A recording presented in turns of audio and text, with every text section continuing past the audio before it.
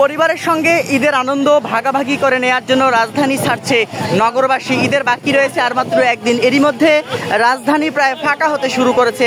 আজকে সকাল থেকেই রাজধানীর গাবতলী এলাকায় যাত্রী চাপ বেড়েছে এবং যাত্রী চাপ অনুযায়ী কিন্তু বাসের সংখ্যা একেবারেই সীমিত, তেমনটি কিন্তু আমরা দেখতে পাচ্ছি। রাস্তায় পরিবহনের সংখ্যা কম এবং এই পরিবহন সংখ্যা কম হওয়ার সুযোগে বাড়তি ভাড়া গুনতে হচ্ছে যাত্রীদের এবং প্রত্যেকটি যাত্রীর একই অভিযোগ, প্রত্যেকটি যাত্রীর কাছ থেকে বাড়তি ভাড়া নেওয়া হচ্ছে, দ্বিগুণ ভাড়া নেওয়া হচ্ছে কোথাও কোথাও, তেমনটি কিন্তু অভিযোগ করছেন যাত্রীরা। এবং অনেকে বাস না পেয়ে স্বল্প আয়ের যারা মানুষ রয়েছেন তারা কিন্তু ট্রাকে করেই রাজধানী ঢাকা ছাড়ছে, তেমনটি কিন্তু আমরা দেখতে পাচ্ছি। ঘন্টার পর ঘন্টা দাঁড়িয়ে থেকে অনেকে বাস পাচ্ছেন না, তেমনটি কিন্তু দেখা যাচ্ছে। কাকা কই যাবেন?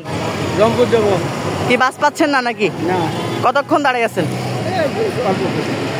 যেমনটি দেখাচ্ছিলাম যে পরিবহন সংখ্যা কিন্তু কম, যার কারণে কিন্তু অনেকে ঘন্টার পর ঘন্টা গাবতলীর পর্বত এলাকায় অপেক্ষা করছেন, যেতে পারছেন না। মূলত পরিবহন সংখ্যা কম হওয়ার অজুহাতে দ্বিগুণ ভাড়া নেওয়া হচ্ছে, তেমনটি কিন্তু অভিযোগ যাত্রীদের কাছ থেকে আমরা পেয়েছি এবং সেটি কিন্তু আমরা আপনাদেরকে এই মুহূর্তে সরাসরি দেখাচ্ছিলাম। গাবতলী এলাকা থেকে সরাসরি দেখাচ্ছিলাম। প্রত্যেকটি পরিবহনেই কিন্তু বাড়তি ভাড়া নেওয়ার অভিযোগ কিন্তু রয়েছে, তেমনটি কিন্তু আমরা দেখতে পাচ্ছি।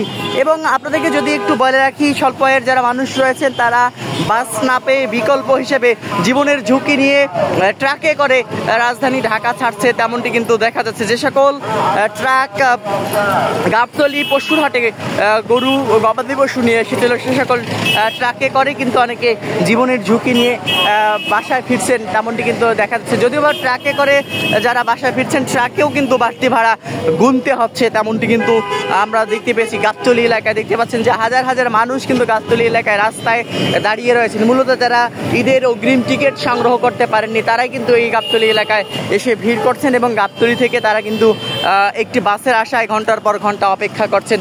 যদিও বা ঘন্টার পর ঘন্টা অপেক্ষা করার পরও এখন পর্যন্ত অনেকে তাদের কিভাবে বাসায় যাবেন সে ব্যবস্থা করতে পারেননি, যার কারণে বাধ্য হয়েই অনেকে ট্রাকে করে রাজধানী ছাড়ছেন, তেমনটি কিন্তু আমরা দেখতে পাচ্ছি এবং সেটি কিন্তু আমরা আপনাদেরকে এই মুহূর্তে সরাসরি দেখাচ্ছিলাম। দেখতে পাচ্ছেন যে ঝুঁকি নিয়ে কিন্তু ট্রাকে করে যাচ্ছেন। ট্রাকে মিনি বাস, পিক আপ থেকে শুরু করে প্রত্যেকটি পরিবহন, যে সকল পরিবহন ঢাকায় এসেছিল ফিরতি পথে কিন্তু তারা যাত্রী নিয়ে যাচ্ছে, তেমনটি কিন্তু আমরা দেখতে পাচ্ছি এবং সেটি কিন্তু আমরা আপনাদেরকে সরাসরি দেখাচ্ছিলাম। তো দর্শক, এই ছিল এখন পর্যন্ত গাবতলী থেকে গাবতলী এলাকার বাসের যে যাত্রী পরিবহন হচ্ছে ঈদ যাত্রার সর্বশেষ পরিস্থিতি। আবারও যদি একটু বলে রাখি, ঈদ যাত্রায় কিন্তু আজকে সকাল থেকে গাবতলী এলাকায় হাজারো মানুষ বাসের অপেক্ষায় ভিড় করছেন, তবে বাস টার্মিনালগুলোতে ভিড় বেড়েছে এবং একই সঙ্গে কিন্তু যাত্রীর যে নির্ধারিত ভাড়া সে নির্ধারিত ভাড়া কিন্তু নেওয়া হচ্ছে না, তেমনটি কিন্তু